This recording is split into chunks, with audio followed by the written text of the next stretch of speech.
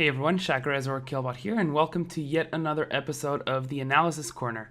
Today we'll be taking a look at the double Morellonomicon, a recent trend that has been seen in solo queue and recently even in competitive play, with Bjergsen building it on Azir versus the Unicorns of Love. Besides that, Cade Star's top laner Shini built it on Lulu versus Ints in a Brazilian tournament. So why has this been trending recently? Mostly it's because of the patch 4.20 changes. Firstly, the mana regeneration system was changed, making it easier for champions to run out of mana. Both Unholy Grail and Morellonomicon were changed in this patch. With the old system, they both gave 10 mana regen per second, with Grail having the added benefit of the mana font passive that increased the mana regeneration by 1% per 1% mana missing. However, with patch 4.20, Morellonomicon was essentially buffed, while Unholy Grail got hit pretty hard. The mana regen system changed the 10 mana regen per second on Morellonomicon to 100% base mana regen and changed Grail to 50% base mana regen.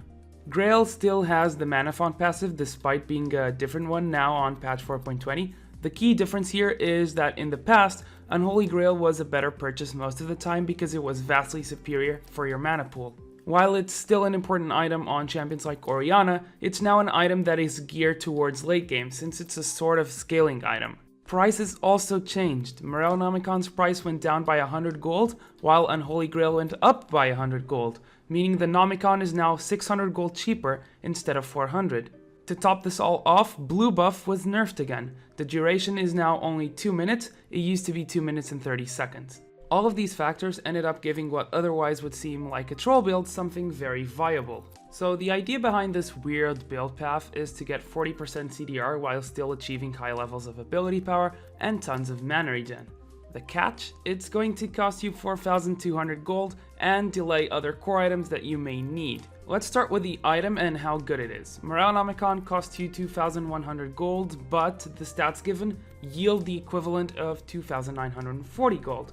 In other words, the item is 140% gold efficient. So essentially, you're investing 4,200 gold, but you're getting almost 6,000 gold worth of stats for it. To get further insight on the matter, I contacted Voyboy, who has been building it recently. He told me that it's good on champions that benefit vastly from cooldown reduction. To give a practical example, on Lulu it helps her with her secondary effect, since she has quite a few in her kit. 2 Morellonomicons also shores up some mana problems that you would otherwise have with only one item. Besides this, and despite delaying other core items you might want, Morellonomicon is still one of the best items that gives the most ability power, ranked only behind Deathfire Grasp, Rabadon's Death Cap, Zhonya's Hourglass, Realized Crystal Scepter, and Archangel Staff. So who can you use this double Morellonomicon strategy? Lulu and LeBlanc are the two I've seen the most, but it should also be pretty solid on Syndra, Azir, and Karma, just to name a few. So the question that might arise is, why not go for Ionian Boots of Lucidity to stack up on CDR instead? This is a very valid point. With the combination of Morellonomicon and Boots of Lucidity, you can get 35% cooldown reduction, 40% if you grab sorcery from the offensive tree, which is a pretty common build path on Lissandra top and even Lulu. However, you might still get mana issues with only one Morellonomicon, and you'd be skipping sorcerer shoes that are pretty strong for extra damage, or you wouldn't be able to pick up defensive boots like Mercury Treads, for example. An argument can also be made for an early Void Staff over the sorcerer shoes. Let's do a quick comparison. I'm going to assume that both scenarios have devastating strikes and magic penetration marks. So build 1 is a double Morellonomicon build with Sorcerer's Shoes, which costs you 5,300 gold. Build 2 is a Morellonomicon with Ionian Boots of Lucidity and a Void Staff, which costs you 5,395 gold. Build 1 gives you 160 ability power, 40% CDR, and 15 flat magic penetration. Build 2 gives you 150 ability power, 35% CDR, 40% with sorcery, and 35% magic penetration.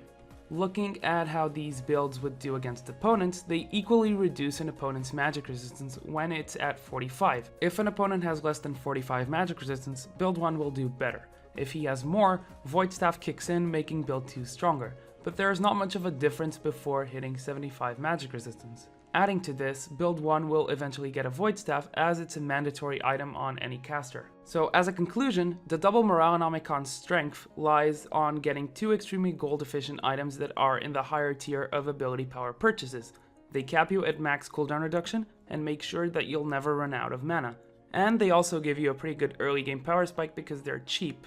An argument can be made to go for CDR boots instead of 2 Morale-Nomicons, thus allowing you to finish your core items earlier in the game.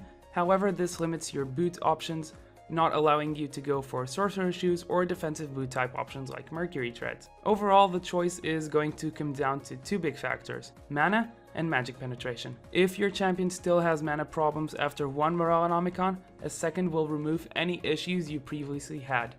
This also opens a slot for Sorcerer Shoes. Flat magic penetration is a good early game stat that stays relevant throughout the game. If your champion has little to no mana issues, Ionian Boots of Lucidity may be the better option to cap your cooldown reduction.